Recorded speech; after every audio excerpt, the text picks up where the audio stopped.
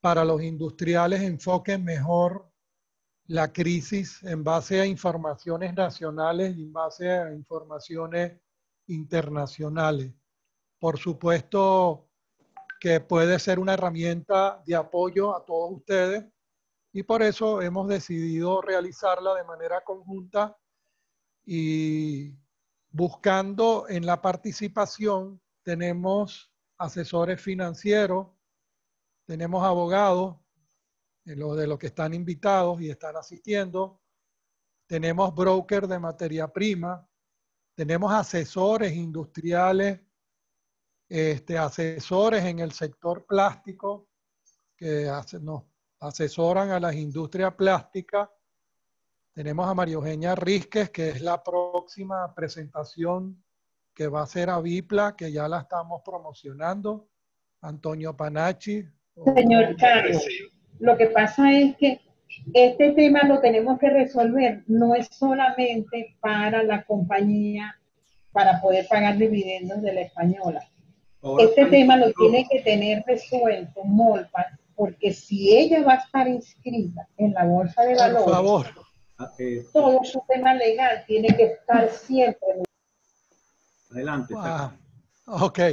Entonces, aquí tenemos compartiendo una gran parte. Hemos decidido ampliar el rango de las presentaciones a fin de que logremos todos participar y que nos oigamos de alguna manera cómo los industriales nos retratamos en esta crisis y cómo buscamos soluciones para mantenernos en ella. Porque el tema está hoy en cómo nos mantenemos a un plazo mediano, mantenernos operativos, que es lo que queremos todos. Entonces hemos decidido cambiar un poco la estrategia. También tenemos dentro de los invitados clientes nuestros, clientes del sector. Hemos invitado a clientes del sector para que oigan las inquietudes del sector plástico y no sean ajenos a ellos o la escuchen directamente de terceros, que la escuchen directamente del sector plástico y del sector envase también. Y esa es la idea. Bueno, ya mientras entra Gil Yepes, yo les voy a dar unos tips que quisiera compartir pantalla, un mensaje interno a lo que son las industrias, ¿no? Lo que es las industrias. A ver si me permiten compartir pantalla. Mientras Gil Yepes, yo les voy a dar unos tips que quisiera compartir pantalla, un mensaje interno a lo que son las industrias, ¿no? Lo que es. Ajá. Fíjense, están viendo la pantalla. Perdón, déjenme ponérselas en presentación. Perdón. Déjenme, ajá. Rafael, ¿están viendo la pantalla? Rafael. Sí, sí, la estamos viendo. Sí. ¿La ven bien? ¿La ven bien? Rafael, ¿se ve bien? Sí, se ve bien. Rafael, ¿están viendo la pantalla? Se ve bien. Se ve bien. Ok. Se ve bien. Apaguen unos micrófonos porque tengo eco. Tengo eco y repetición. Apaguen uno de los micrófonos ustedes. Se ve bien. Rafael, ¿están viendo la Se ve bien. pantalla? Se ve bien. Ok. Apaguen unos micrófonos porque tengo eco. Ok. El mensaje.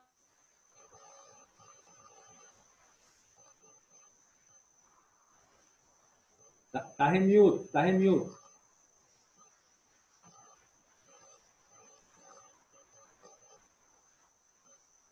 Charlie, estás en mute.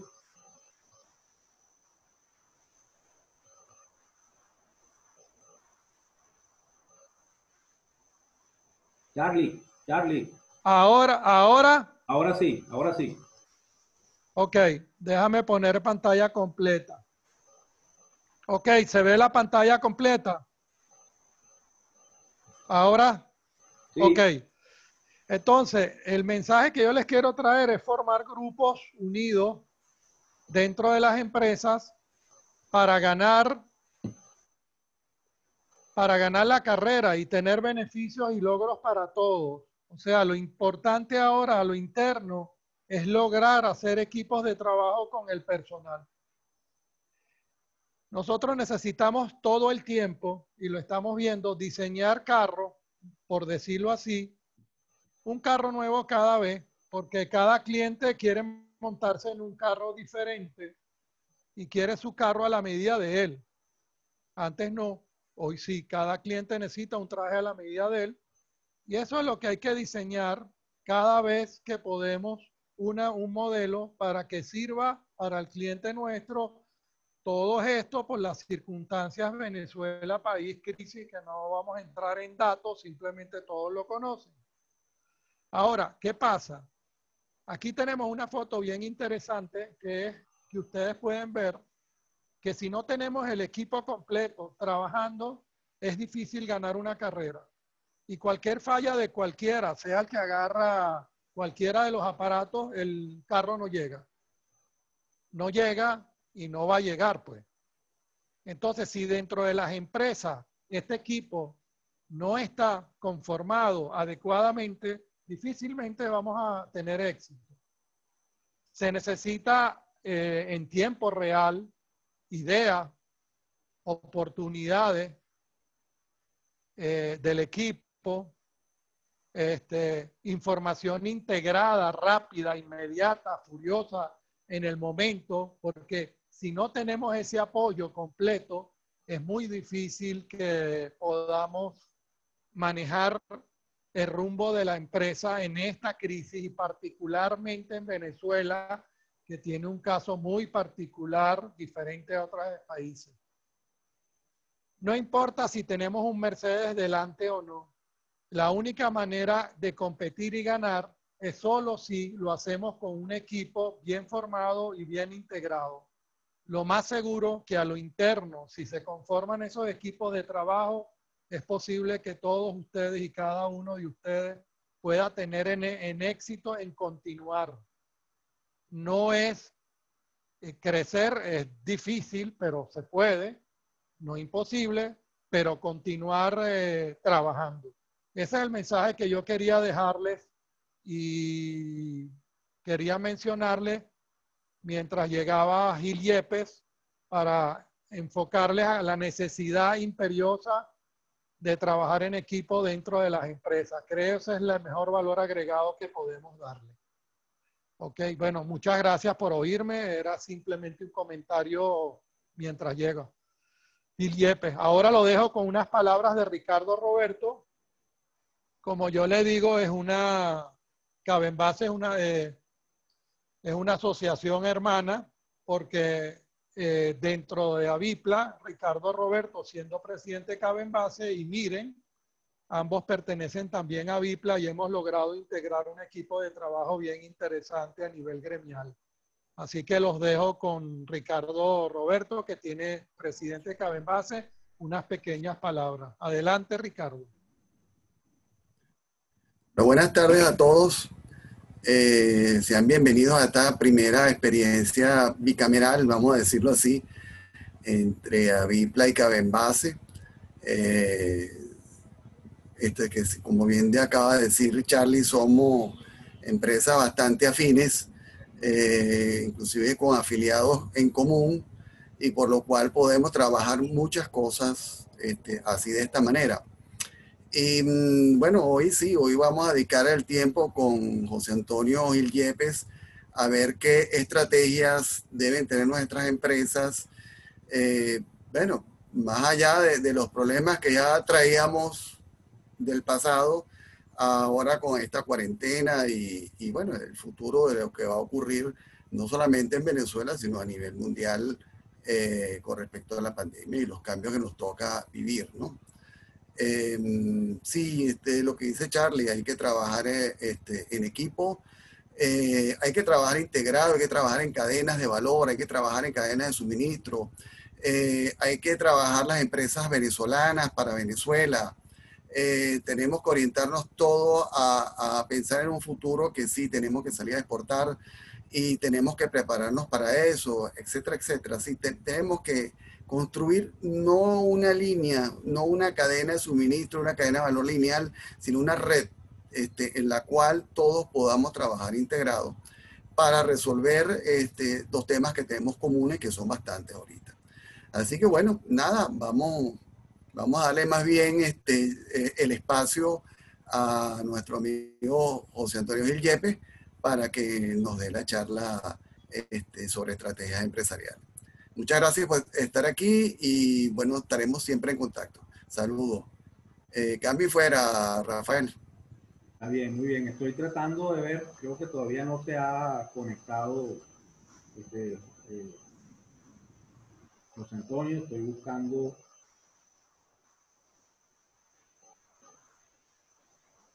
Creo que Charlie lo está llamando, ¿verdad?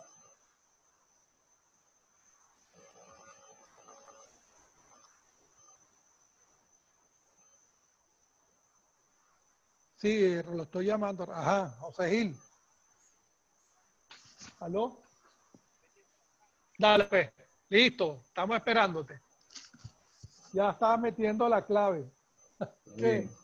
Estamos bien. Bueno, ya tenemos 55 participantes y esperamos que al final de la exposición les sirva a ustedes de algo que los lleve a seguir avanzando. En Venezuela nos necesitamos todos y necesitamos que el industrial, una Venezuela sin industriales no tiene ninguna salida. La única salida es cuando los industriales están activos. Bueno, acaba de entrar José Gil Yepes. ¿Dónde está? Aquí está. José Gil, ¿cómo estás? Buenas tardes, bienvenido a este Zoom. Bien, ¿cómo están ustedes? Ya hemos dado todo lo que teníamos que hablar mal de ti, porque hablé bastante mal de ti, de tu exposición. Así que te agradezco que no me hagas quedar bien, ¿ok? Yo espero no quedar bien. Ay, Bueno, sin más preámbulos, los dejo con José Gil Yepes en una tremenda presentación que ustedes van a poder disfrutar y usar y que les va a servir de apoyo. Y aparte de esa, en un chisme que él no me autorizó decirlo, van a seguir más temas tratando este tipo de temas de apoyo al sector industrial en esta crisis venezolana, porque particularmente es diferente. Ellos están tratando de ir confeccionando ideas y estrategias y no va a ser la primera que vamos a hacer. Haremos otras sucesivamente una vez que ellos vayan trayendo planteamientos. Adelante. Bueno, muy bien. Muchísimas gracias por la calurosa invitación y el apoyo que nos han dado en conseguir los datos para esta encuesta. Y oye, que ojalá que podamos seguir trabajando juntos en la recabación de esta encuesta de información multisectorial. Es decir, cada 4 meses vamos a estar midiendo a 4 sectores. El primario, que es la agricultura y la industria, la agricultura y la cría. El sector secundario, que es la agroindustria y la manufactura. El terciario, comercio y servicio. Y aparte, estamos midiendo el sector tecnológico. Esto es muy importante y ya van a ver los hallazgos tan interesantes que se dieron alrededor del sector tecnológico en esta primera consulta. Yo espero que dentro de unos 15 días estemos arrancando con la segunda, manteniendo algunos indicadores fijos de esta consulta e incluyendo otros para cubrir otros aspectos. Y en esta oportunidad nos vamos a concentrarnos, aparte de las mediciones permanentes, de los indicadores permanentes, nos vamos a concentrar también en el tema de la adaptación del modelo de negocio a las características de la nueva economía. Les pregunto si están viendo esta página, esta portada. Sí, sí la estamos viendo. Sí la están viendo. Ok. Perfecto, pues. Perfecto. Entonces, bueno, vamos a hablar del impacto de la pandemia, vamos a hablar de la adaptabilidad de las empresas a la economía de bajo contacto, la competitividad de los sectores y la formulación de escenarios para los para los 4 sectores. Bueno, en cuanto a la muestra, logramos recabar 238 respuestas en esta primera ronda. lo cual, pues, conociendo la hierba de esta materia, pues es bastante bueno y esperamos seguir creciendo, pues, obviamente. Y sobre todo a través del apoyo de nuestras cámaras empresariales para tener la mejor muestra posible. Como les dije, cubrimos 4 sectores y hay algo muy importante sobre la representatividad. La representatividad tiene las siguientes acotaciones. Mira, para poder hablar de representatividad hay que conocer el universo. Bueno, por ejemplo, en el caso de Venezuela, si vamos a hablar de opinión pública, nosotros ni siquiera sabemos cuál es el universo de Venezuela.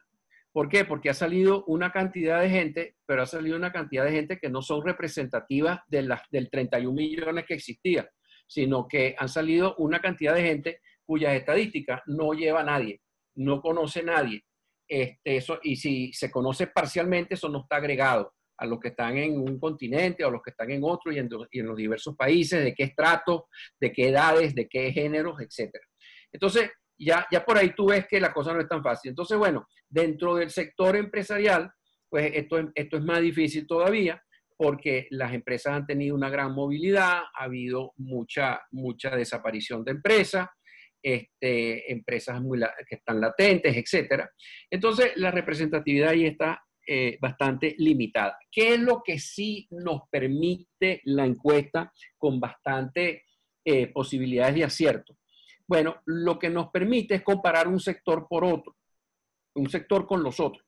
¿Por qué? Porque cada sector, el promedio de respuesta reflejado es el promedio de los que respondieron por ese sector. Entonces ahí pues empieza a lograrse en ese sentido una mayor representatividad. Esto es importante. Ahora, ¿qué pasa? Si hay un resultado sobrecogedor de todo el conjunto de empresas, como el que vamos a ver próximamente sobre los que han sido afectados positivamente por la pandemia, bueno, si eso es un resultado pues muy particular, muy característico, que cubre la mayoría de las organizaciones, bueno, pues entonces en ese sentido podemos hablar de que eso puede estar representando bastante bien a lo que se está viendo en el universo.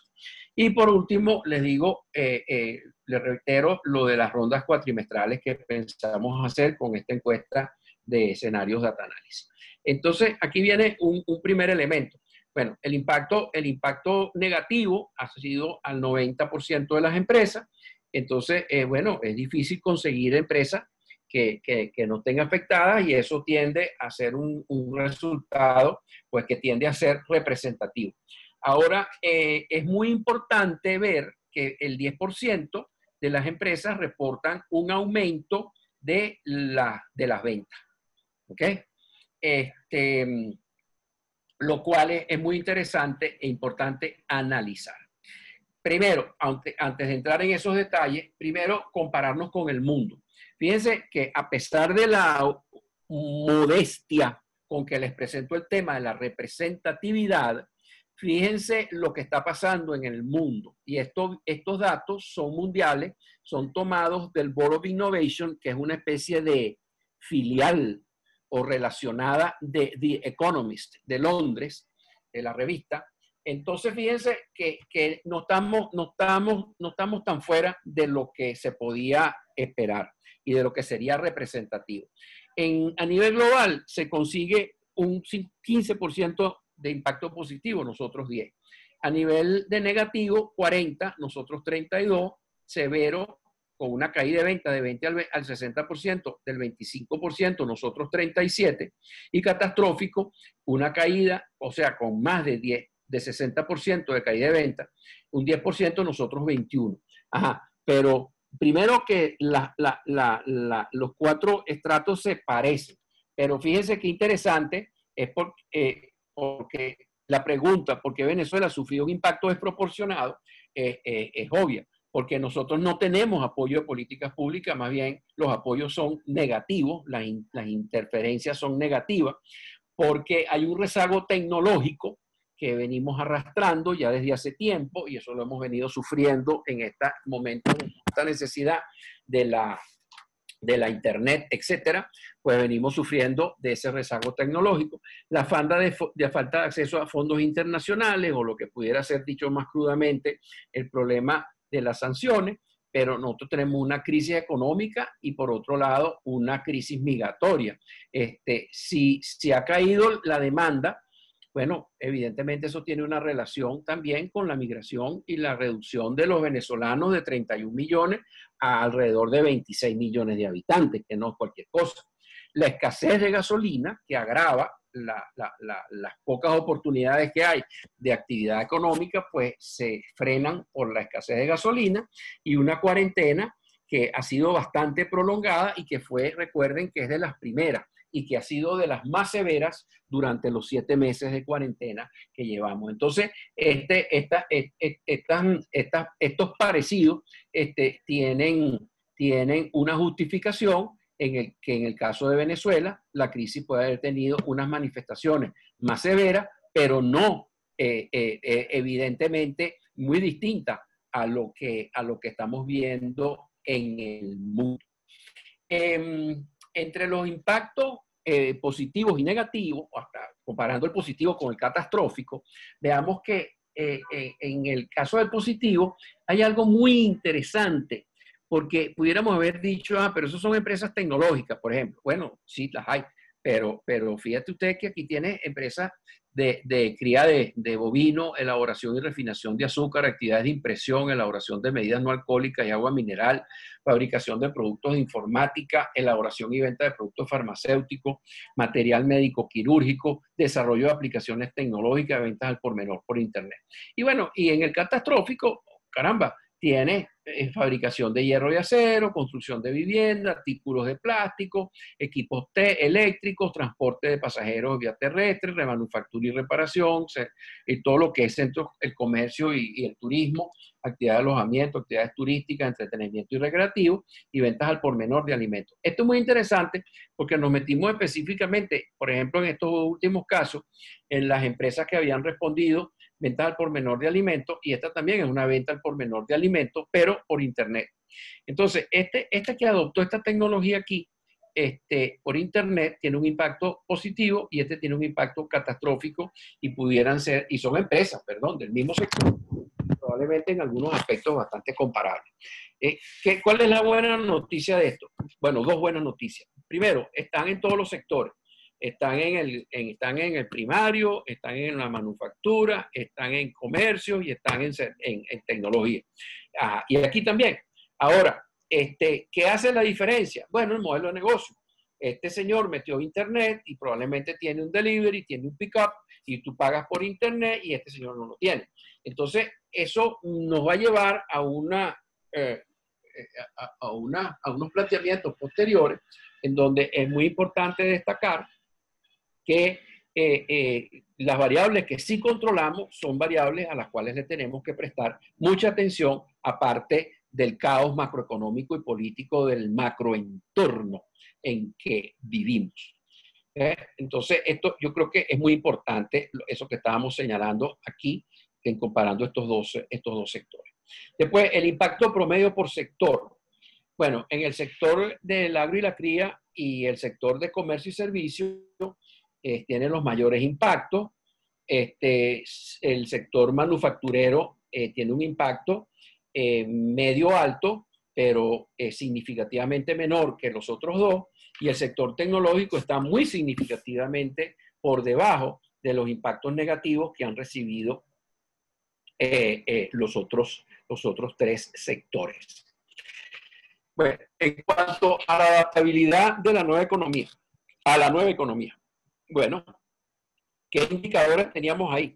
Bueno, lo que vimos de la demanda, después tenemos el distanciamiento social, hasta qué punto los empleados y clientes están obligados a interactuar en un mismo espacio, hasta qué punto los empleados y clientes están obligados a reunirse, en un restaurante, por supuesto, espacio cerrado, bueno, un restaurante versus las mesas que le permitan poner afuera en la acera, equipos compartidos, también pues tiene sus implicaciones, transporte de clientes, transporte de empleados y accesibilidad del transporte.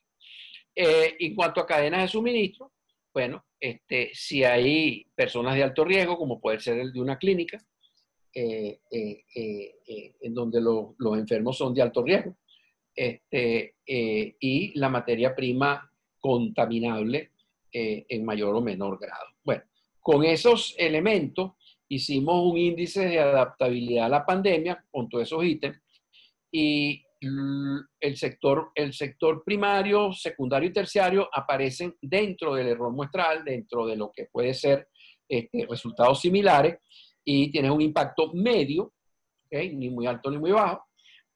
Lo que medio se diferencia es que el sector tecnológico tendría ligeramente una adaptabilidad a la pandemia un poquito mayor que los otros tres sectores. Cuando cruzamos esto por la expectativa de duración de la pandemia para buscar estrategias, nos vamos a encontrar con que de las empresas entrevistadas, las empresas que pensaban que esto podía durar algo más de 6 meses, era el 18%, algo más de 18 meses el 9,10%, y entre 6 y 18 meses el 73%. Entonces, fíjense qué interesante este cuadro. Este cuadro está inspirado en el Board of Innovation del Economist, en donde, ¿qué se hace? Se cruza el nivel de impacto de la pandemia en las ventas, positivo, negativo, severo y catastrófico, por la severidad y duración de la pandemia. Hasta 6 meses, 6 a 18 y 18 meses. Entonces, fíjense, si yo tengo un impacto positivo y mientras más tiempo crea yo que puede durar la pandemia, yo puedo ser más agresivo invirtiendo. Y aquí hay empresas que están haciendo eso, invirtiendo agresivamente para incrementar su participación de mercado y ampliar la penetración de la categoría. Obviamente, pues, ahí tienes algunas empresas que tienen que ver con el tema farmacéutico, algunas empresas que tienen que ver con el tema de ciertos alimentos, con algunos equipos médicos, etc. O algunas cadenas de distribución.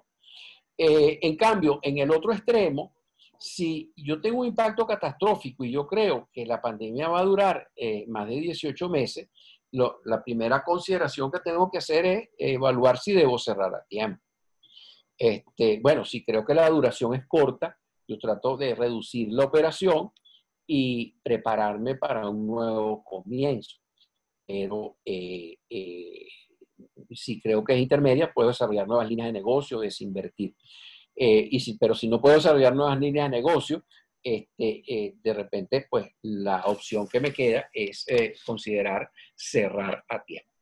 Y así sucesivamente puedes ir ubicando diversas estrategias dentro de este cuadro. Si mi impacto es ligeramente negativo y creo que la pandemia va a durar corto, o sea que va a ser una curva B, cayó y rebotó, que ya no estamos ahí precisamente, en el mejor de los casos estamos entre 6 y 18 meses, pues entonces, si mi impacto es negativo, yo puedo tratar de defender mi posición porque el impacto es moderado, y puedo buscar nuevos crecimientos, bien sea con nuevos productos, nuevos segmentos. ¿Ok? Que es lo mismo que puedo hacer con una crisis que se pueda prolongar. Pero eso es porque tengo oxígeno, porque el impacto ha sido negativo, pero moderado. Bueno, después, ¿qué medidas son típicamente las que se pueden tomar?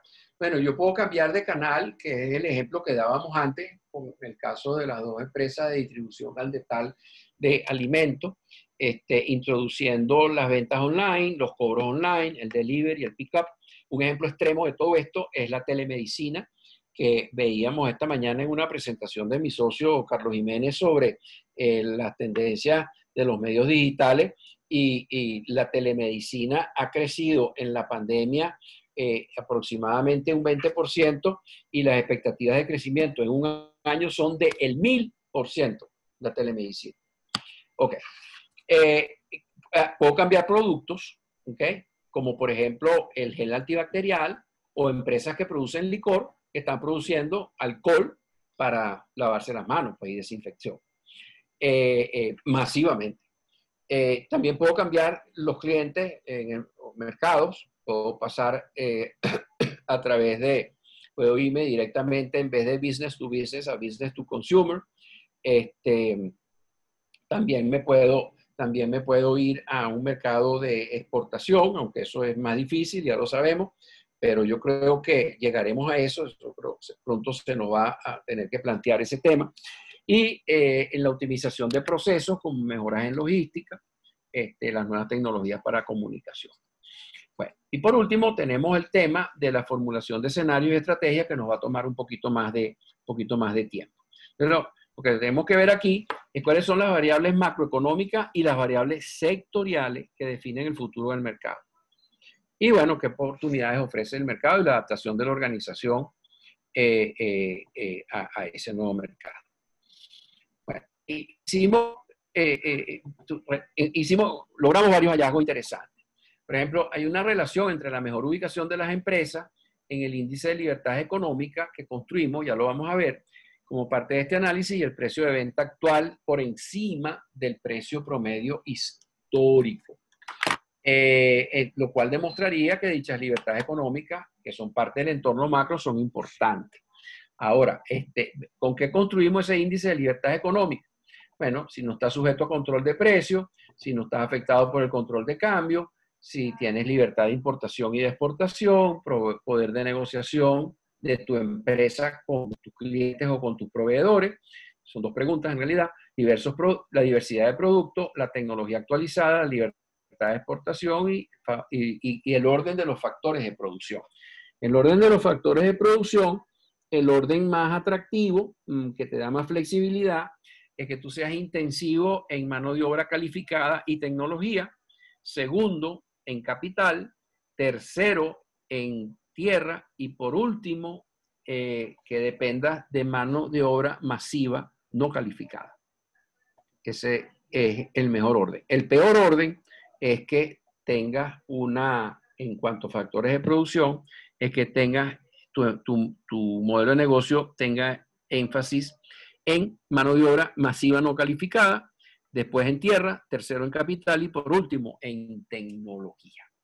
Bueno, en cuanto a las libertades económicas, sí se ve una diferencia más interesante a favor del sector tecnológico, en donde sigue liderando, y vemos que en la medida que el índice de libertades económicas es mayor, tenemos que el precio histórico versus el precio actual es mejor mientras más libertades económicas tenga, que era de lo que estábamos hablando. Ahora, las 5 variables macro que más entorpecen la marcha de las empresas son las regulaciones gubernamentales, la inflación, la incertidumbre política, la caída del PIB y la escasez de créditos bancarios. Sin embargo, les pregunto, en el corto plazo, ¿ustedes creen que estas variables van a cambiar de dirección? Yo lo dudo. Entonces, ¿qué puedo yo hacer ahí? ¿Esperar? No.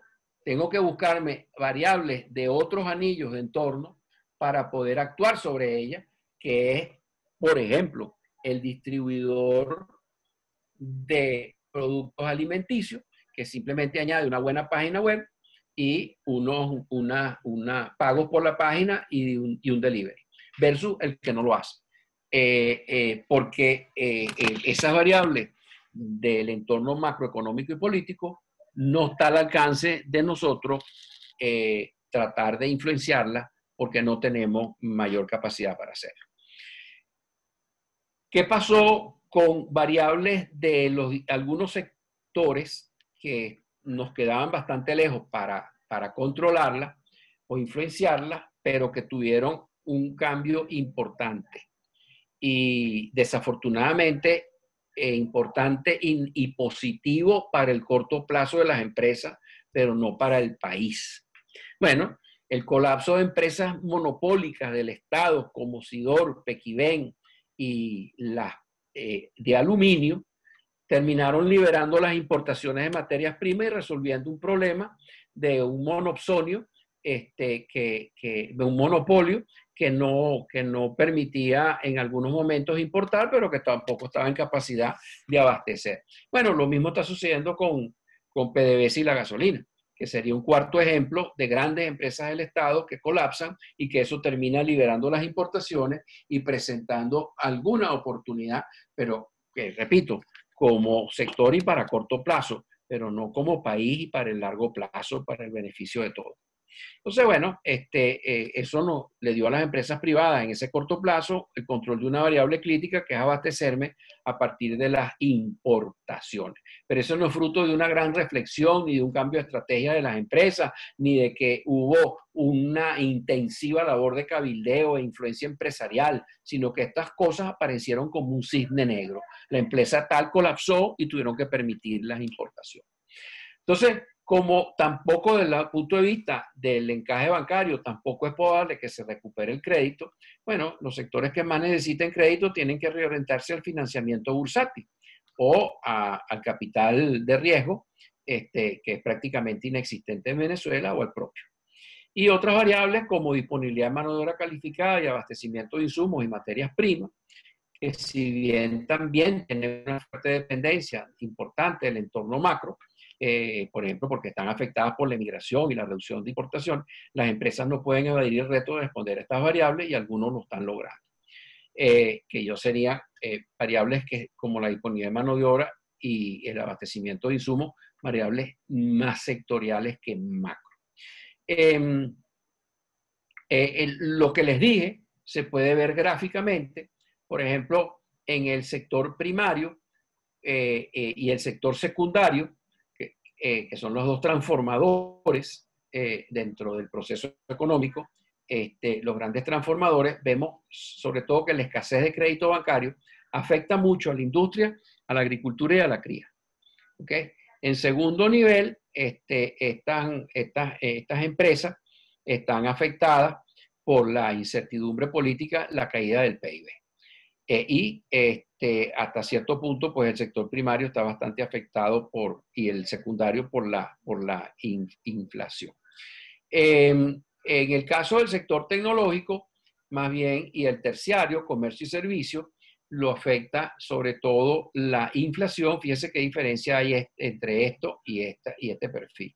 Aquí está más bien afectado por la inflación, cosa que no tiene el mismo impacto sobre el primario y el secundario, y están afectados por la caída del PIB. Entonces empezamos a ver una diferencia entre los diferentes sectores. Y ahora, las que facilitarían la marcha de la empresa,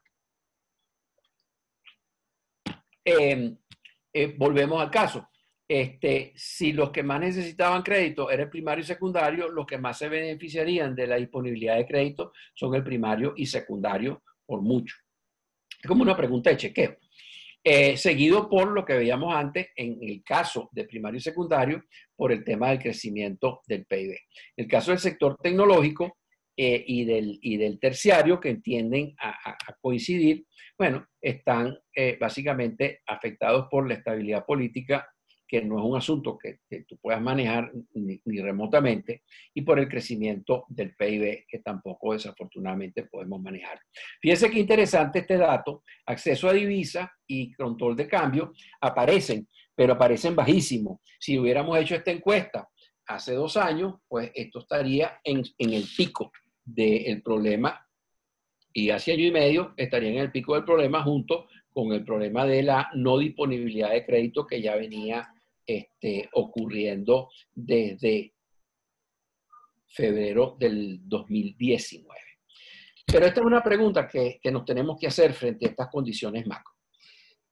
Si en el entorno macro es favorable, ¿por qué se deterioran las empresas en los países desarrollados? Entonces, nosotros vemos grandes colapsos de empresas y despedidas de 10.000 personas, etcétera, de un solo día para otro. Y eso se debe a que los estatizaron o les controlaron los precios, a que sobrevaluaron la moneda, a que le intervinieron ¿qué? No, le prohibieron las exportaciones. No, nada de eso, esas cosas no ocurren en esos países. Pero, y sin embargo, las empresas colapsan o tienen severas dificultades. Bueno, entonces ahí vemos que no podemos fijarnos únicamente en la calamidad y el caos que estamos viviendo en el entorno macroeconómico y político en Venezuela, sino que tenemos que atender a 4 anillos, no solamente uno. Ya sabemos que el entorno macro está muy comprometido, bueno, pero hay que analizar entonces qué es lo que tenemos en el entorno sectorial. Por ejemplo, qué poder tienen los proveedores para negociar y qué relación tengo yo con mis proveedores. Llego hasta una cosa es que ellos tengan mucho poder y me obliguen a comprar en ciertas condiciones, que era lo que ocurría anteriormente, y otra cosa es que yo tenga hasta alianzas con mis proveedores. Lo mismo puede ocurrir con los intermediarios o distribuidores. ¿Qué relación tengo con las instituciones y políticas y los hacedores de las políticas sectoriales? Por ejemplo, la superintendencia de banco o, por ejemplo, la superintendencia de valores, que tiene unas posiciones muy pro empresa en comparación al gobierno que representa. ¿Cuál es el clima de competencia? ¿Con qué reglas se compite? ¿Qué está haciendo la tecnología en ese sector? Están apareciendo bienes sustitutivos, como por ejemplo en el caso de la banca, todo lo que son las transacciones por los criptos. ¿Cuáles son los bienes complementarios? ¿Hay bienes complementarios? ¿No hay bienes complementarios? ¿Y cuál es el poder de los compradores? Bueno, entonces esos son elementos que son claves y vamos a ver algo de eso a continuación. Después está el entorno de mercado, que también veremos con un poquito más de detalle.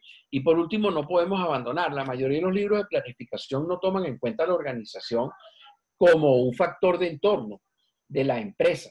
Pero si nosotros consideramos que la verdad verdadera es que la empresa es un estatuto o acta constitutiva, está en una carpeta, metida en una caja fuerte, y que el entorno de esa carpeta, de esa acta constitutiva, empresa empieza a moverse y a estar condicionado por sus dueños, por las relaciones entre los dueños, por las relaciones de los dueños y la calidad de la gerencia, por la calidad de la gerencia y los dueños y las relaciones que ellos tengan con sus trabajadores. Bueno, entonces, obviamente, ahí hay una gran cantidad de elementos que explican el éxito y explican los fracasos de muchas organizaciones y que no tienen nada que ver con los malos gobiernos ni con la competencia agresiva del mercado. Hay un elemento de reflexión que es muy importante en esto y es que el nivel de control que yo tenga sobre estas variables va a ser indirectamente proporcional a la cercanía a la organización. Mientras más interna sea la variable, más control tengo yo, más proactivo puede ser en esa variable. La medida que me voy alejando, el nivel de control que yo tengo sobre esa variable es más complicado. ¿Ok? Y por último, en el entorno macro, en países difíciles como los nuestros, o como por ejemplo, termino con estrategias que generalmente revelan sometimiento o evasión. O sea, que ni me vean. Porque se pueden fijar en mí y que saben que puede pasar. Entonces, esto es bien importante tenerlo en cuenta. Pero no dejemos de estar muy conscientes de esa pregunta, porque quiebran o tienen dificultades las empresas en los países desarrollados cuando su entorno macro no es agresivo. Y más bien tienen mucho más nivel de control porque tienen capacidad de cabildeo y de ser escuchados. Entonces, las variables que más entorpecen del sector, variables sectoriales que más entorpecen, nos vamos a encontrar que hay también ciertas coincidencias, ¿no? En el primario y secundario, en los transformadores, el desabastecimiento de materia prima es clave, es clave. Eso es bastante contundente lo que sucede ahí. Y las regulaciones, que son persas sí son comunes y no diferencias. Y como olvidamos, os repito, las regulaciones generalmente son difíciles de influenciar en unas condiciones como las que vivimos. ¿Qué pasa en el sector terciario y tecnológico? En donde, aparte de las regulaciones, ¿a dónde se destaca el sector terciario y tecnológico? Se destaca en el problema de la escasez de mano de obra, que si bien en los transformadores primario y secundario tiene alguna presencia, hay una diferencia importante. Entonces, como vuelven a coincidir, primario y secundario parece que tienen un perfil de futuro y el terciario y el tecnológico parece que tienen otro perfil de escenarios futuros. En cuanto a la falta de disponibilidad de crédito, aquí estamos viendo el problema del sector terciario y tecnológico un poquito más resaltado. ¿Cuáles facilitarían disponibilidad de divisa? La disponibilidad de divisa. ¿Cuáles facilitarían la marcha de la empresa a nivel de variables sectoriales? Bueno, la multiplicidad de clientes son comunes a 3 de los sectores.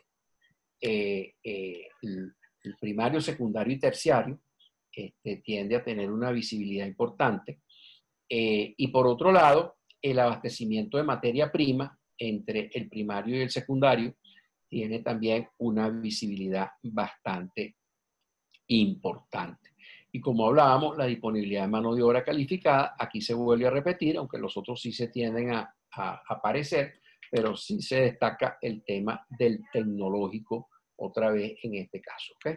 Entonces, antes de entrar en los escenarios, déjame plantear algunas consideraciones sobre el tercer anillo de entorno, que sería el mercado, en donde sus componentes son con qué atributos se caracteriza la competencia en ese mercado. Atributos de producto, atributos de distribución, atributos de servicio postventa, etc. ¿Quiénes son los competidores? ¿Quiénes son los clientes? ¿Quiénes son los no clientes? Cómo algunos competidores se acercan más a unos atributos que otros y entonces forman una ventaja competitiva, que es lo que termina siendo el posicionamiento de la empresa en el mercado. ¿Hasta qué punto ese mercado ha penetrado a su entorno total y hasta qué punto cada empresa tiene una participación en ese mercado? ¿Cuáles son los factores que definen esa estrategia de mercado? Bueno, la definición de la misión, la segmentación de los clientes que yo haga, en qué atributos me apropio para diferenciarme y posicionarme y qué propuesta única de valor le hago yo a mis clientes.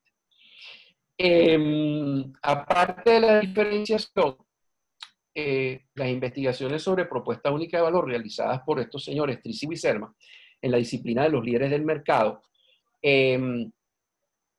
nos indican lo siguiente, que los atributos del mercado no andan realengo. Los atributos del mercado tienden a agruparse en 3 grandes racimos. Aquellos atributos alrededor del racimo de liderazgo en producto, que sería mi proposición de valor, aquellos atributos que se tienden a organizar al lado de los que buscan excelencia operacional o acompañamiento al cliente. Generalmente, el sector plástico trata de caracterizarse por excelencia operacional. ¿Por qué? Porque es difícil diferenciar algunos productos.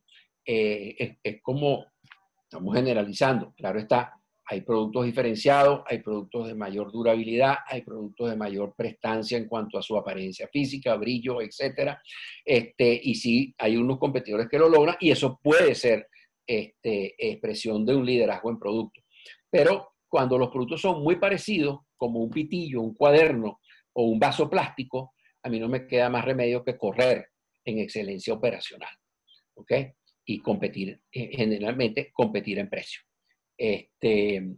Ejemplos de liderazgo en producto, Apple o Chocolates del Rey o Nike. Siendo Apple una buscadora de liderazgo en producto, ¿qué pasa con Dell? No, Dell en realidad no es una mayor competencia de Apple, ese es otro segmento. ¿Y qué es lo que me ofrece? Ya no me ofrece la mejor máquina del mundo, que ya está hecha, y yo tengo que escoger entre 10 modelos. No, ellos me ofrecen el modelo que yo quiera, y yo lo puedo armar con las características que yo quiera a través de una gran página web que tiene un gran menú y que yo le voy metiendo los componentes. y en 3 días la tengo en mi casa, a través de UPS o de etcétera, que me la lleva. Bueno, ese es otro posicionamiento completamente distinto y una propuesta de valor completamente distinta. Farmatodo también es excelencia operacional, Walmart es excelencia operacional, el Fondo de Valores Inmobiliarios y los centros comerciales, Empresas Polar. Y acompañamiento al cliente, ¿qué es esto?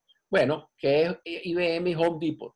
Bueno, estos son empresas que trabajan a la medida. Si yo quiero desarrollar un sistema de informática en una empresa, IBM no me va a vender pieza por pieza, me va a diseñar y a vender el modelo que yo necesito y probablemente me le haga el mantenimiento y probablemente también me ofrezca, mire, pero no compre usted las máquinas, yo se las alquilo, yo se las mantengo, yo se las opero y yo se las sustituyo el día que las que usted tenga son obsolesas, ya obsolecieron. Bueno, pues entonces ese es un esquema de acompañamiento al cliente. Entonces, esto es muy importante tenerlo en cuenta porque muchas veces no estamos claros en cuál es esa proposición de valor y que yo voy a hacer. Y esa proposición de valor se va a profundizar con estas 4 reglas. Que son las reglas de la disciplina de los líderes del mercado, que es el nombre del libro de Tracy y Wiserman, The Discipline of Market Leaders. Bueno, la regla 1 es que hay que ofrecer lo mejor en el mercado basado en la excelencia en una sola de esas 3 dimensiones, no en todas. No puedo ofrecer todo para todo el mundo. O soy Dell o soy Apple, pero las 2 cosas no funciona. No funciona. Ok, la regla 2, pero hay que mantener estándares razonables en los otros 3 atributos. Por ejemplo, en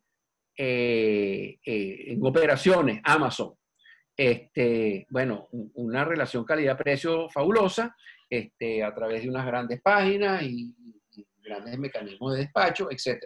Pero, ¿cómo hace Amazon para acompañarme? Eso es bien difícil.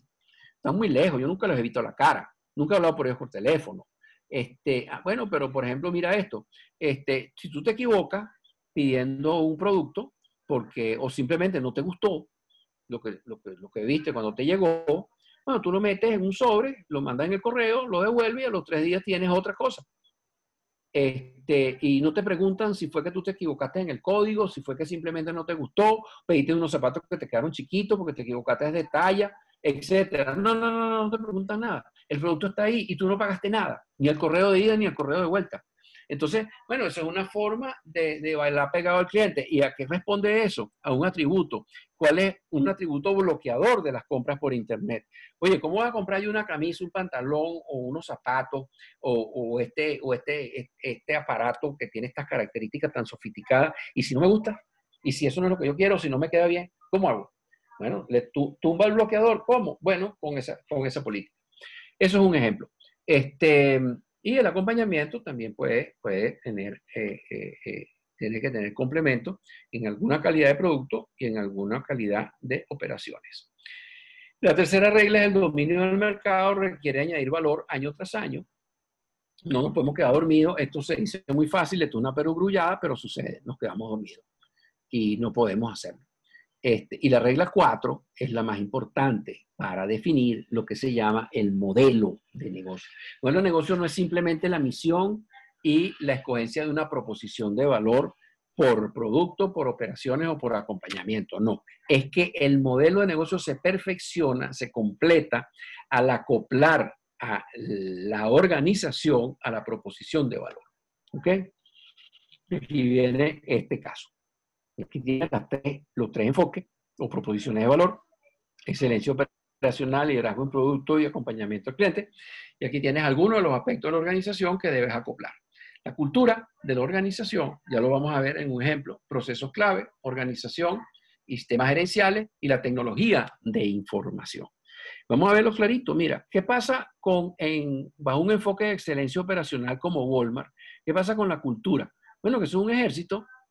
Y la descripción de las tareas y de los cargos tienen que ser seguida al pie de la letra, porque si no, la reposición de inventario no va a estar allí para cuando usted vaya a la tienda a buscar lo que usted sabe que allí se encuentra o debería encontrarse. Cero iniciativa, no invente, siga la regla. Procesos clave, procedimientos muy eslabonados y muy estandarizados. Usted no puede cambiar el camión de ruta a la hora de la noche a la mañana. ¿Y cómo es la organización? Muy centralizada. ¿Y dónde están los cerebros de esa organización? Muy arriba, pegadito del señor Walton. Porque yo no necesito más cerebros más abajo. Yo lo que necesito más abajo es que sigan los procedimientos y sean disciplinados. Y la compensación, ¿cómo va? En función de costos y calidad. Y la tecnología de información, bueno, son sistemas integrados de bajo costo, basados en productos y las locaciones en donde están las tiendas, por ejemplo. ¿Ok? Y con tecnologías móviles y remotas.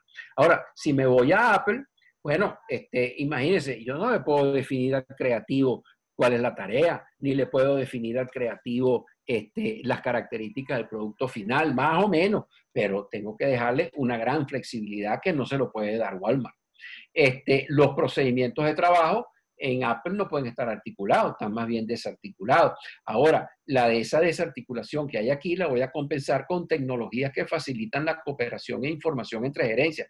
Pero esta organización de Apple es muy horizontal y la organización de Walmart es muy vertical. ¿Ok?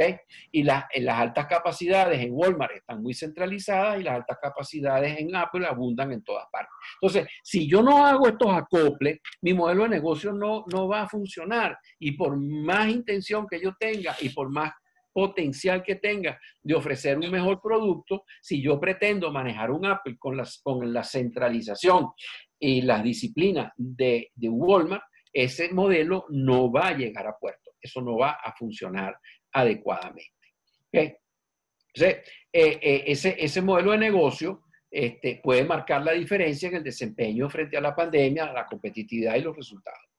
Esta reflexión significa que el entorno puede ser muy negativo, el macro, pero el diferencial del éxito y otro fracaso no la marcan variables económicas, políticas ni de salud pública solamente, sino estrategias que trace la empresa en función de variables de esos otros entornos, como decíamos anteriormente.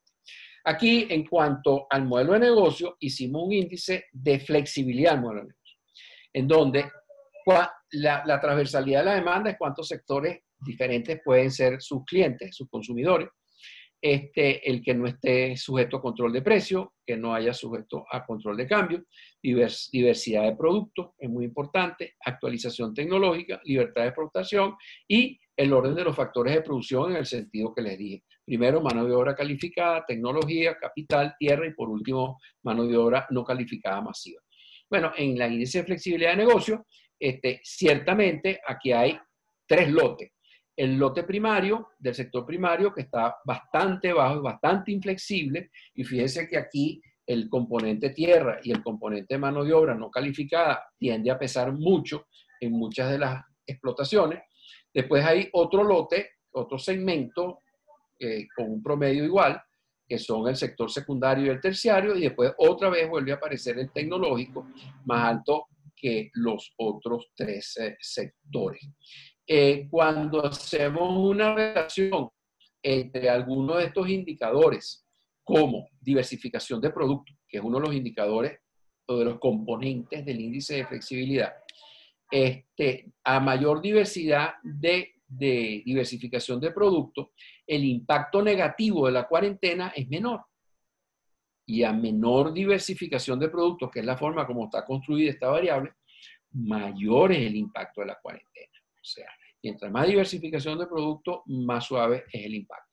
Por otro lado, en actualización tecnológica y el impacto de la cuarentena, también encontramos que a mayor actualización tecnológica, menor es el impacto de la cuarentena, que son 2 variables importantes que tienden a tener mayor relación, mayor impacto en cuanto a la adaptabilidad a la cuarentena. Y recuerden que el impacto de la cuarentena estuvo medido por la caída o aumento de sus ventas. Ya lo vimos. Bueno, entonces llegamos a los escenarios. ¿Qué pasa con los escenarios del sector primario? Que las variables que nos aparecían, que tuviéramos alguna capacidad de respuesta a nosotros, de influencia, son multiplicidad de clientes, diversificación de productos o exportación es una. Y la otra es abastecimiento de insumos, que era otro gran factor de impacto e incertidumbre, porque nadie la tiene fácil con los insumos en la Venezuela que estamos viviendo. pero hay unos que resuelven y otros que no.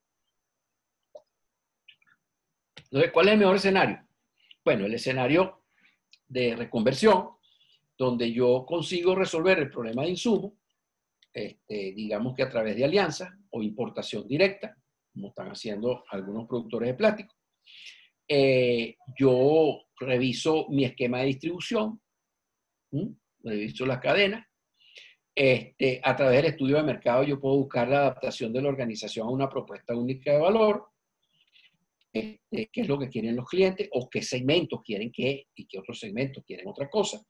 Y me adapto también al desarrollo tecnológico, que ya vimos que tiene un gran impacto, sobre todo, por ejemplo, en la diversificación de productos. O puedo acudir a la exportación. ¿Cuáles son los escenarios negativos? Básicamente los mismos, en donde fracaso o tengo dificultades en asegurar el abastecimiento de materias primas y eso me tranca el resto, porque al no tener abastecimiento suficiente de materias primas, todo lo que es el reto de multiplicidad de clientes o diversificación de productos o exportación se me tranca. Entonces, eso no me permite adaptarse y me voy a deteriorar.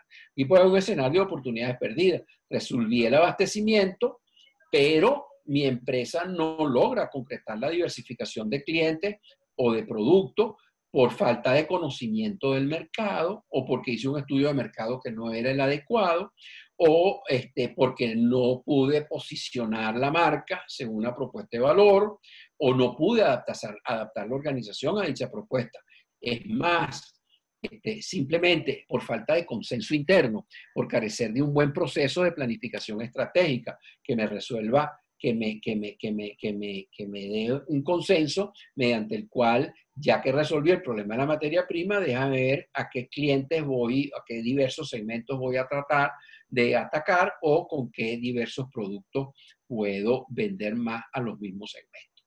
Y por otro lado, pues que pueda también ocurrir limitaciones en la opción de exportación, la cual no está cantada. Yo no tengo por qué fracasar en exportaciones si tengo materia prima, pero si no entiendo bien el mercado o no tengo un consenso interno para poder desarrollarlo, pues voy a tener ese problema. ¿Qué pasa con el sector secundario y manufacturero? Que las variables de impacto e incertidumbre son las mismas: multiplicidad de clientes, diversificación de productos o exportación y abastecimiento de insumos.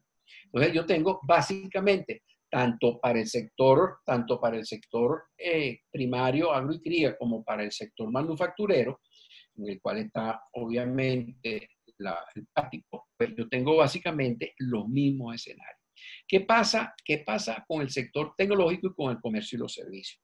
En el sector tecnológico, comercio y servicios, se mantiene la incertidumbre sobre multiplicidad de clientes, diversificación de productos o servicios de exportación, porque es una de las variables de mayor impacto y que tiene también incertidumbre, que conforma escenario.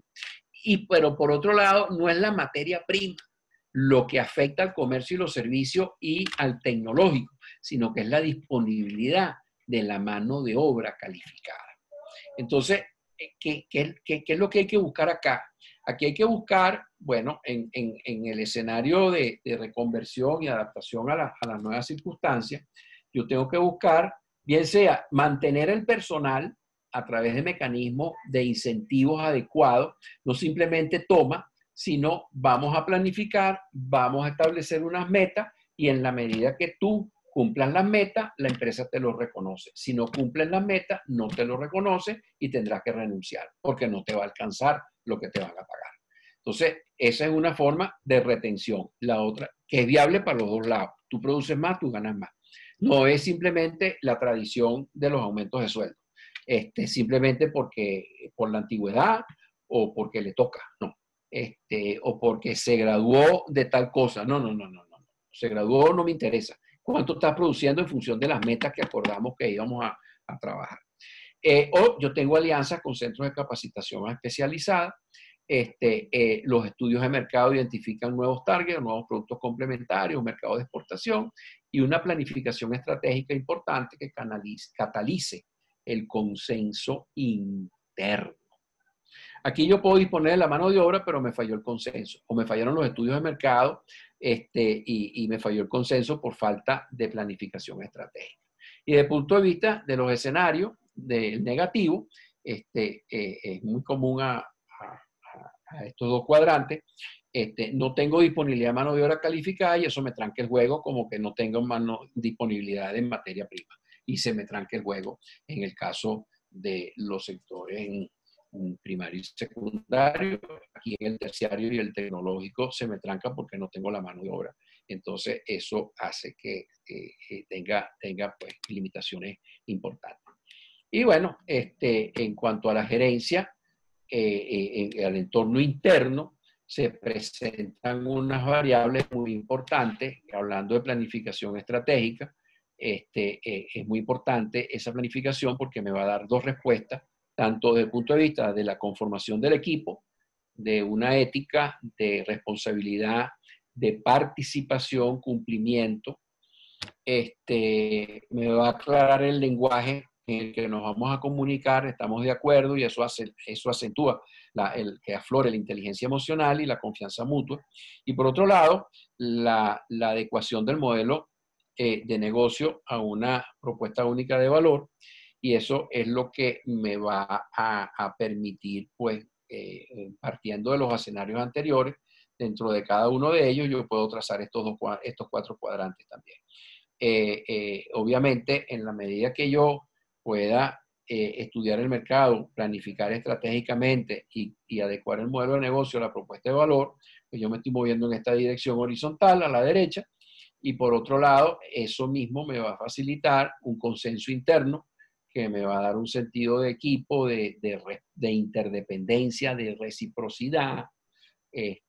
Bases de esa ética está en todos participamos en la planificación, todos nos comprometimos a cumplimos, aquí están las retribuciones. Eso allana muchísimo el camino del entendimiento interno. Bueno, entonces ya vemos ese escenario que ganó el equipo. ¿Qué es ilógico? Es ilógico el escenario en que no se puede crecer en articulación del equipo sin una agenda consensuada de adaptación al mercado. Si yo no sé para dónde va el barco, es inútil pretender que yo voy a trabajar en equipo y que va a haber un trato con inteligencia emocional y confianza mutua. Porque nosotros nos hemos puesto de acuerdo en adaptarnos, en cómo nos vamos a adaptar al mercado y nos vamos a tener que adaptar. Estamos discutiendo todavía cómo nos vamos a adaptar al mercado. Bueno, entonces acelere la planificación estratégica y los estudios de mercado. Que son estos dos elementos que están aquí. Y de otro escenario que es ilógico es que no puede haber adaptación rápida y efectiva al mercado si no hay equipo. Por más que nos hayamos podido estar de acuerdo en que hacia dónde queremos ir, si en el fondo hay algún problema en que ese acuerdo tiene algunas divisiones, pues eso va a limitar el mejor plan estratégico y el mejor estudio de mercado que podamos utilizar. Bueno, para resumir, necesitamos formular escenarios y trazar estrategias con variables que estén sujetas a nuestra influencia y control. Mientras más afectadas negativamente se encuentran algunas empresas por variables en el entorno macro, más necesidad tienen de revisar su modelo de negocio con base a variables que sí controlen. En el otro extremo, mientras más favorable ha sido el impacto de la pandemia, estas tienen la gran oportunidad de penetrar más mercado, atender nuevos segmentos, nuevos clientes o introducir nuevos productos o canales y explorar la exportación. La alta correlación entre el índice de flexibilidad de negocio y los resultados nos muestra que la capacidad de adaptación y agilidad para actuar son claves para adaptarse a cambios tecnológicos. La alta correlación entre el nivel de actualización tecnológica de la empresa y el nivel de venta durante la pandemia indica que la tecnología es un factor relevante para desarrollar la competitividad y la sobrevivencia en situaciones difíciles. La tecnología es clave para responder a la necesidad de sustituir importaciones en un país que dejó de ser rentista y de moneda sobrevaluada, por lo que ahora necesitamos desarrollar su creatividad para abastecerse y exportar, por lo que pasa a depender de su cerebro e inventiva y no de sus recursos naturales, ni de hora sudor, sino de la inventiva. El sector tecnológico, esto es paradójico o es interesante. El sector tecnológico obtuvo los mejores resultados de todos los índices construidos por parte de este análisis. En competitividad, en el índice de libertad económica, flexibilidad del negocio y adaptación a la pandemia. Pero pareciera que este sector está en deuda consigo mismo en cuanto a crear más conciencia entre sus clientes potenciales la necesidad de el financiamiento y la forma de pago. Y a contratar. Es importante que el sector desarrollar un modelo de negocio, según el cual él mismo invierta riesgo. Eso está ocurriendo en la banca. Desarrollan negocios, desarrollan modelos, aplicaciones para el uso del cliente, pero la hacen a riesgo.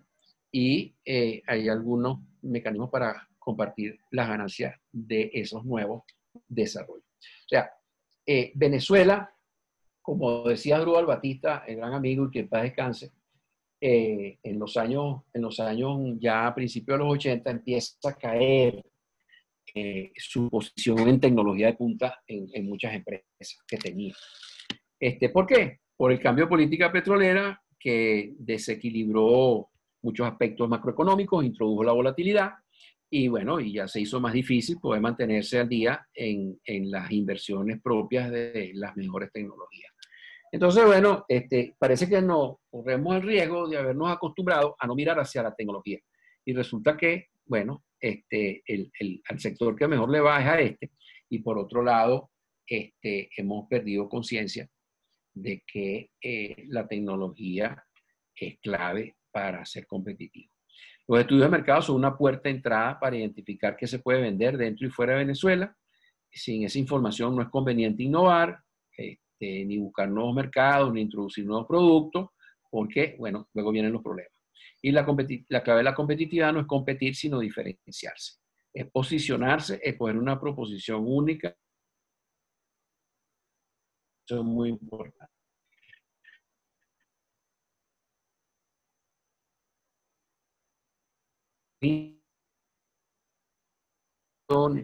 Entre los socios y los gerentes y los trabajadores. Para desarrollar la coherencia interna, las organizaciones cuentan con una herramienta clave, que es la planificación estratégica, pero realizada a través de un proceso participativo en su formulación, ejecución y retribución. Esa alineación interna o sentido de equipo se fundamenta en una estrategia compartida, ética, inteligencia emocional y confianza mutua. Esas son tecnologías blandas que si las cultivamos nos abren un mundo de posibilidades que muchos desconocen y que por eso prefieren coger atajos, echarle la culpa a otros, transferir responsabilidades o seguir esperando. Muchas gracias.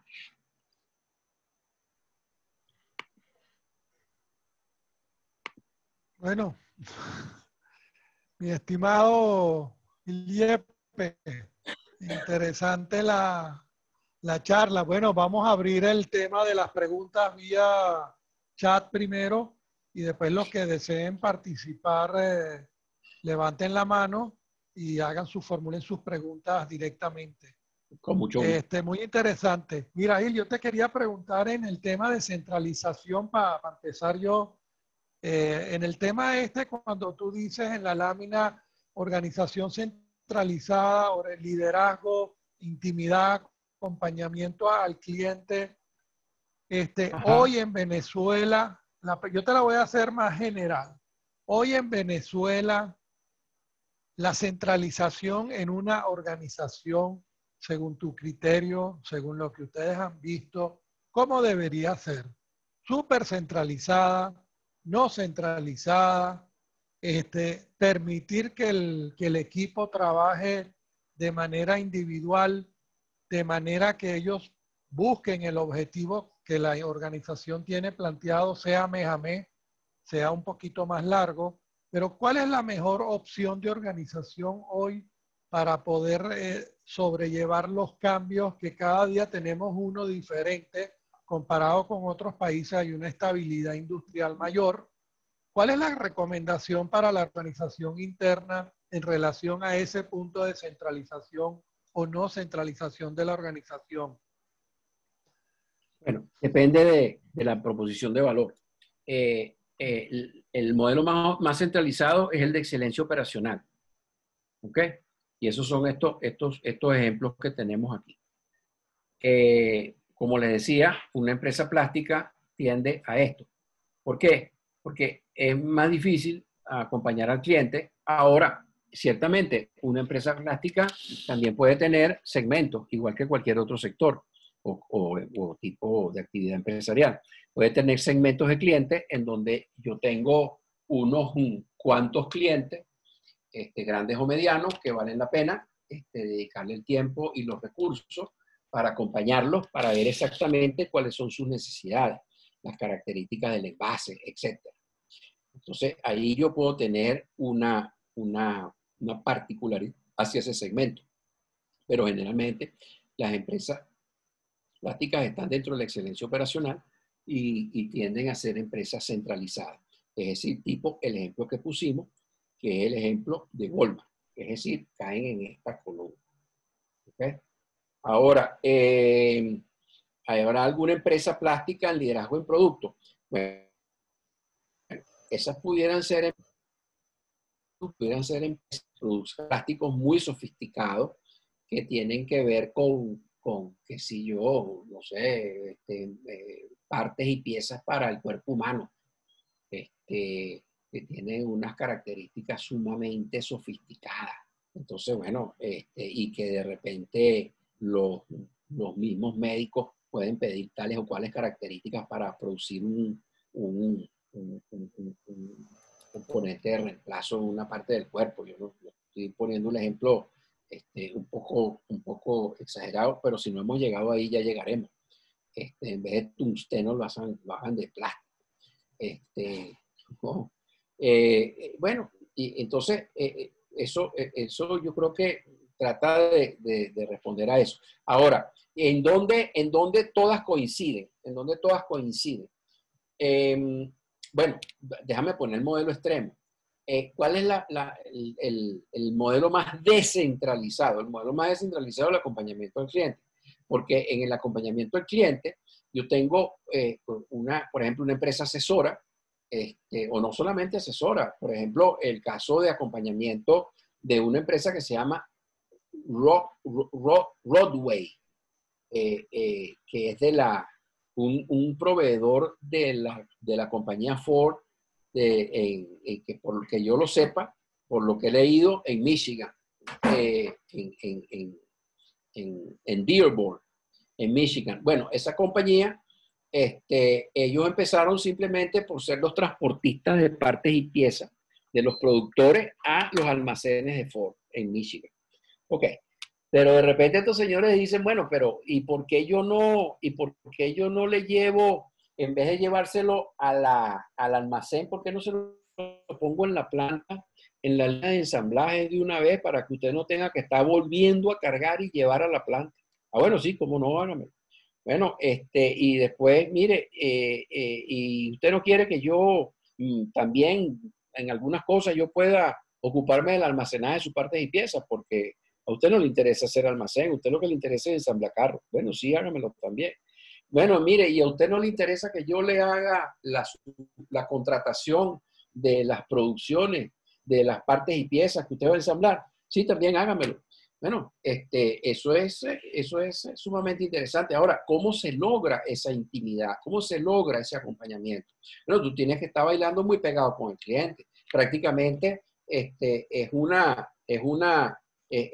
algunos de estos casos, como dicen los libros sobre las empresas, bueno, en el mundo desarrollado, tienen oficinas dentro de la instalación del cliente para poder estar en el contacto más estrecho. Ahora, ¿cómo le dice el presidente de esa empresa que acompaña al otro? ¿Cómo le dice qué es lo que va a hacer al consultor que está destinado a atender o al equipo que está destinado a atender esa empresa? Es imposible, imposible.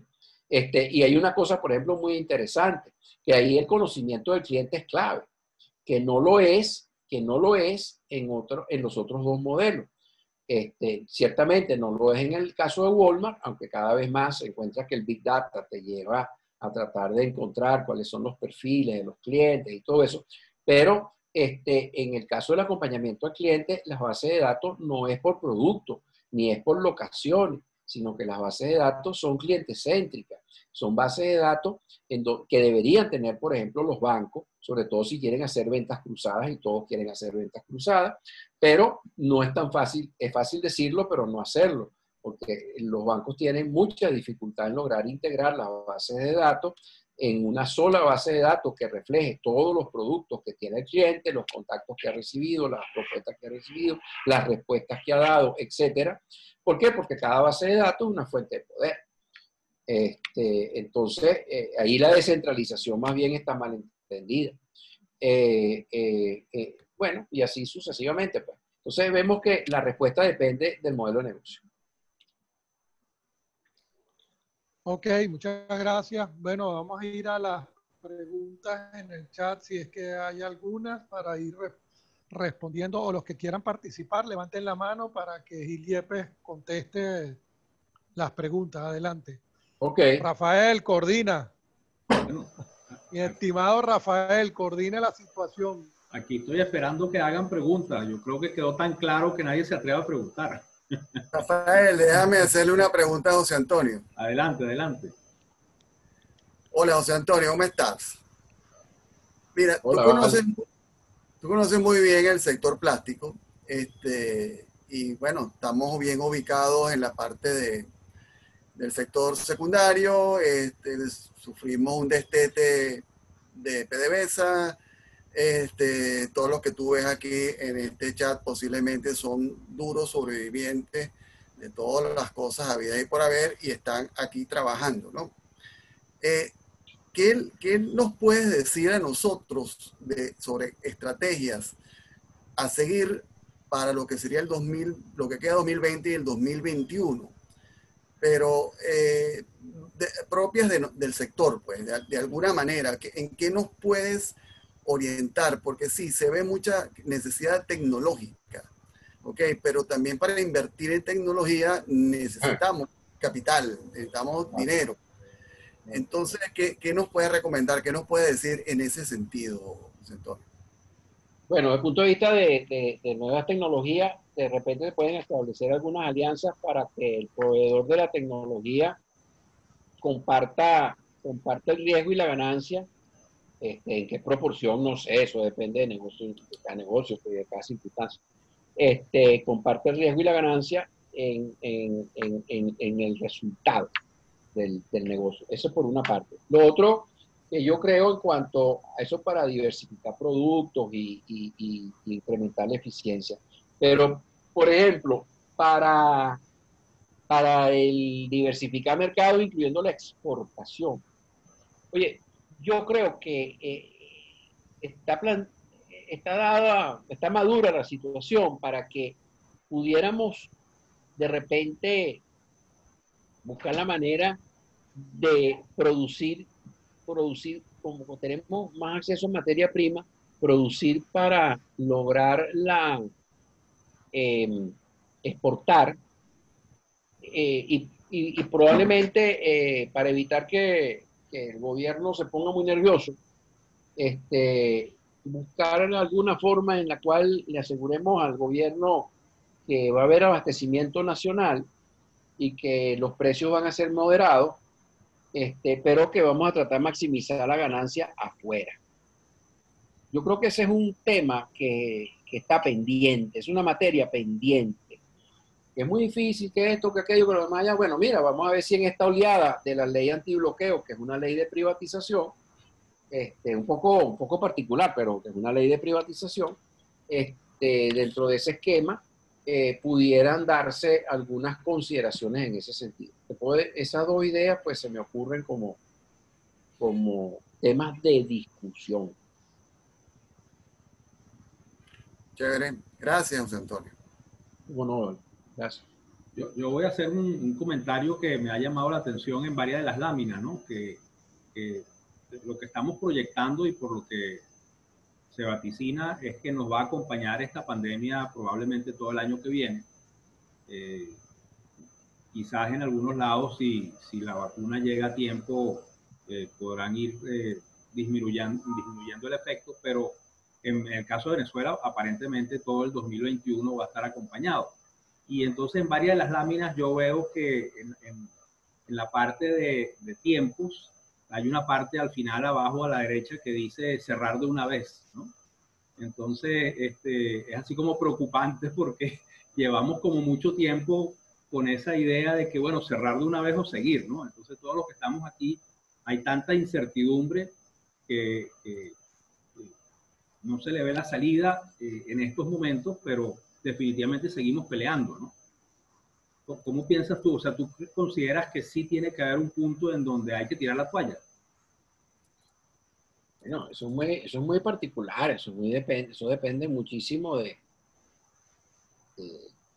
muchas circunstancias que uno no puede, a vuelo de pájaro, pues, precisar. Pero yo creo que en lo que no podemos tirar la toalla es en agotar, pues, hasta la última reflexión que podamos hacer para analizar el mercado, para identificar oportunidades, para identificar nuevos productos, para identificar nuevos segmentos, para ver cómo buscamos la manera de exportar, porque hay empresas plásticas exportando. Entonces, yo creo que lo que no podemos es agotar el último esfuerzo de la inventiva y del descubrir nuevas formas de hacer las cosas. No sé si hay alguien más. Está la planificación estratégica y los estudios de mercado, pero a la orden del día. Por cierto, Charlie, no hemos conversado. El 28 voy a presentar mi nuevo libro a través de un webinar de escenarios de data análisis. Voy a presentar mi nuevo libro, Gánale a la incertidumbre, manual de planificación estratégica y formulación de escenarios. Justamente va a la pregunta que hice. y el 28 a las 10 de la mañana. Por webinar, pues. No sé si hay alguien. Gracias, gracias, José Yepes. En esta parte tienes ahí una serie de comentarios bueno, me voy a poner a tomar algunos. Edgar Pulido, esta exposición tan detallada nos motiva a seguir trabajando y actualización de negocios bajo nuevas estrategias. Gracias por la presentación. Gracias por las presentaciones anteriores y las que las realizas para el gremio. Antonio Panacci, Mario Eugenia Rizquez, excelente. Yanepsi, excelente. Marco Antonio Cardoso. Marcos Cardoso dice, esto nos lleva a cambios constantes en el corto plazo y en la búsqueda de nuevas oportunidades y un replanteamiento continuo de la estrategia. Y aquí yo quisiera poner una preguntita. Es que cada mes debemos replantearnos la estrategia. No. O solamente llevar una estrategia de 2 o 3 meses máximo y ir viendo cómo llegamos ahí. O cada mes hay que estar replanteándola. No. Porque si no hay gasolina, no hay dinero. ¿Cuál es la posición tuya en relación a la estrategia? Basado en cómo estás en Venezuela. Oye, yo quisiera también encontrar una estrategia como la de, qué sé yo, bueno, Farmatodo, bueno, vamos a desarrollar el delivery, pues.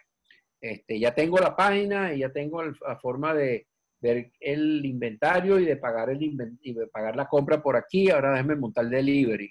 Entonces maximizo el delivery. Ese delivery no está ahí por 1 mes ni 3 meses, está ahí para quedarse. Y eso es tremenda estrategia. Entonces, yo creo que eso es interesante, tratar de buscar cuáles son los elementos clave para poder responder a estos retos que estamos viviendo. También yo creo que hay esa pregunta que tú hiciste sobre centralización o descentralización. Eso da para mucho. Y ahí hay un elemento que es el acercamiento, la interdependencia, la reciprocidad con los trabajadores. Yo creo que ese es un gran campo que está por desarrollarse. A través de una asociación que yo fundé que se llama la Asociación Civil Centro Democracia, allí estamos promoviendo lo que hemos llamado alianzas empresas-trabajadores y estamos viendo varios mecanismos que han sido muy interesantes, que van desde el buen trato y la buena gerencia, que mantiene una paz laboral y que se ocupa de la gente y que responde oportunamente y responde claramente y dentro de las posibilidades pero asertivamente, porque lo que se puede se da y lo que no se puede no se da y se explica y punto. Y la relación sigue siendo buena. Hasta, bueno, hasta grandes transformaciones en esas relaciones laborales y que transforman el modelo de empresa, porque estamos hablando, por ejemplo, de la cooperativa que está en la planta de Aranceli, en Maploca, Maloca, no, Maploca no es. Blanca, ¿Ah? Bolanca. Ajá, ok. Esa es una. Otra es el caso de Benequip, que va todavía más lejos, en donde crearon 18 cooperativas y esas cooperativas tienen una especie de una carta magna con Benequip. Entonces trabajan complementariamente, pero ahí las cooperativas no solamente sino cooperativas de ramos profesionales dentro de la organización, porque tienes la cooperativa de finanzas, tienes la cooperativa de mercadeo, tienes la cooperativa de talento humano, de asistencia técnica, de logística, y otras un poco más tradicionales como mantenimiento mecánico, mantenimiento eléctrico, etc. Bueno, hasta ahí ha llegado, entonces ahí cambia ya pues el modelo de relaciones laborales, porque ya el trabajador no es dependiente, ni el dueño o gerente es el que dicta las órdenes.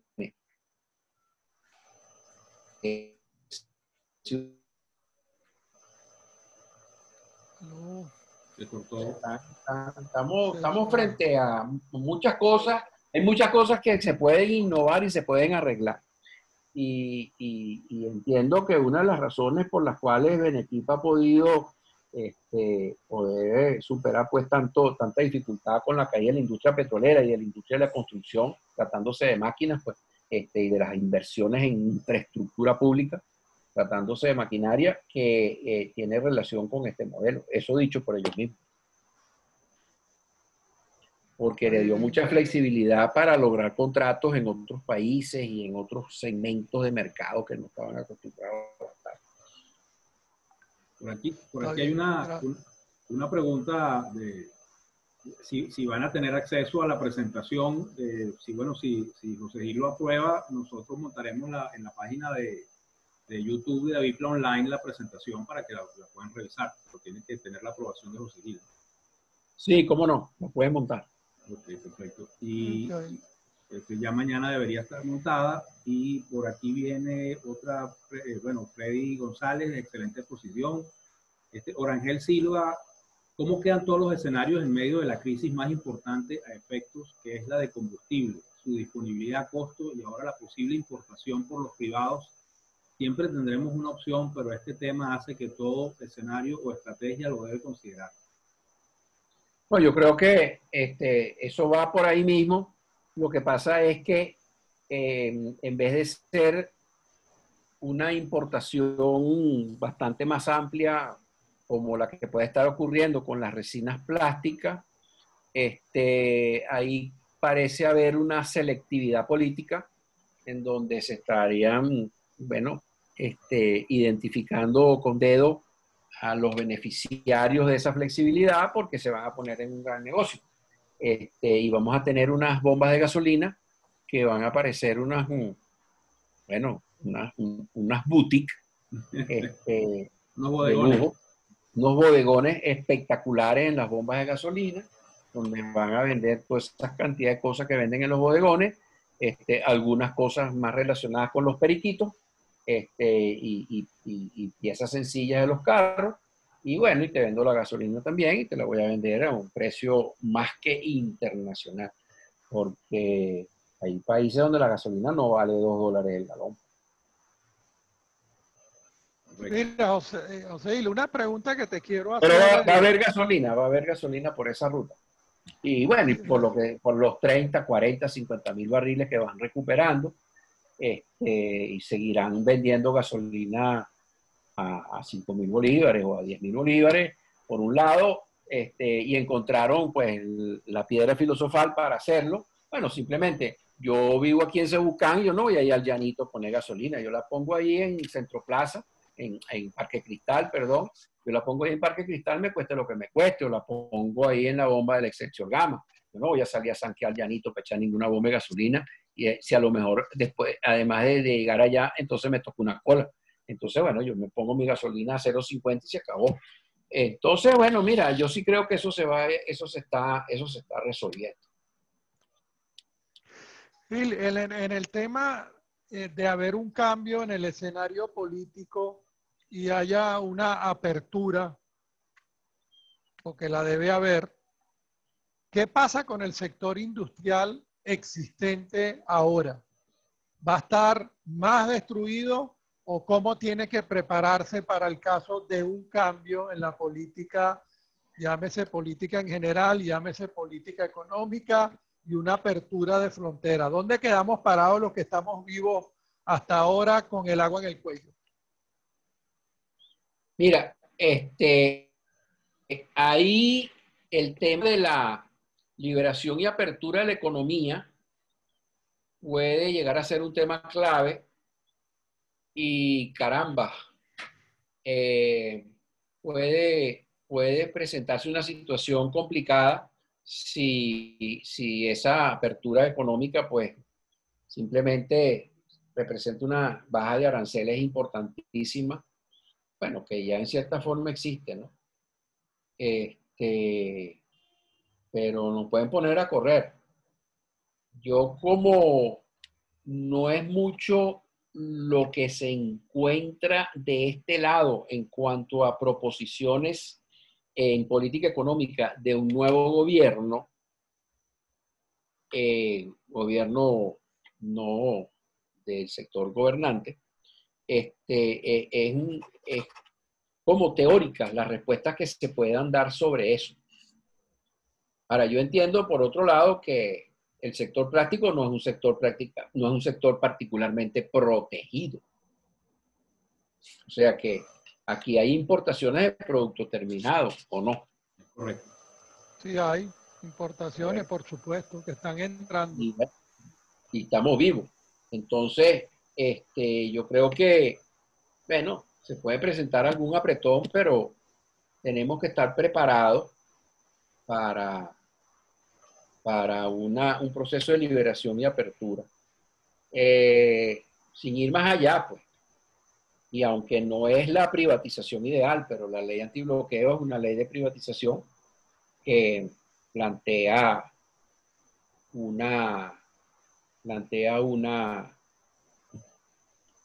un proceso de apertura al capital, pues, extranjero, nacional y público-privado.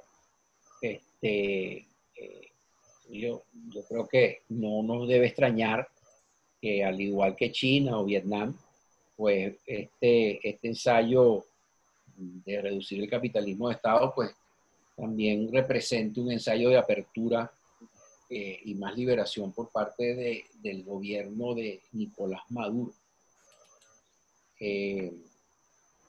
Pero como dije, afortunadamente nosotros no estamos particularmente protegidos, entonces el impacto que eso puede tener hoy en día puede ser bastante menor al impacto que podía tener en el año 84 con Carlos Andrés Pérez. Está bien. Perdón, Bueno, en el año oye, excelente. 89. Ah, 29, ok. Bueno, Ile, amigo Yepes, de verdad que excelente, no tenemos ahí más preguntas.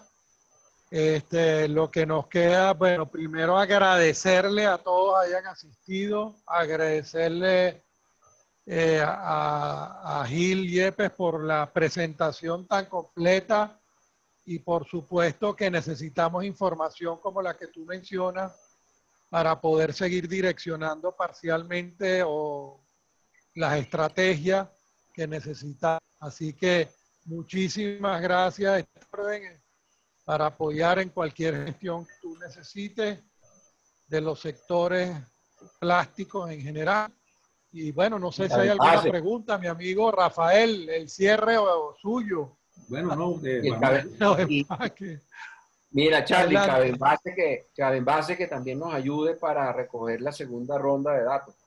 Sí, ahí justamente Ricardo va a decir una palabra. Seguro, ahí está Ricardo. Ah, bueno. No hay problema. Ricardo. Nosotros estamos en permanente monitorización del sector de alguna manera, así que cuando quieras los datos te pones en Sí. contacto y lo tenemos. Oye, échanos una mano. Échanos una mano. Aquí para que entiendas un poquito, José Antonio, el sector de empaques plásticos es un subconjunto tal vez más grande que ambas organizaciones, Avipla y Cabenbase. Entonces, por eso, bueno, podemos trabajar conjuntos. Pero aparte de eso, en esta audiencia también tiene gente del sector cartón, básicamente, y también de otros sectores como que es la parte de latas, etcétera, etcétera. Entonces, claro, cuando quiera podemos ofrecer la data de cada envase también. Mira, ¿y de vidrio qué quedó? Ah, ¿viste? Vidrio, mira, te las nombro.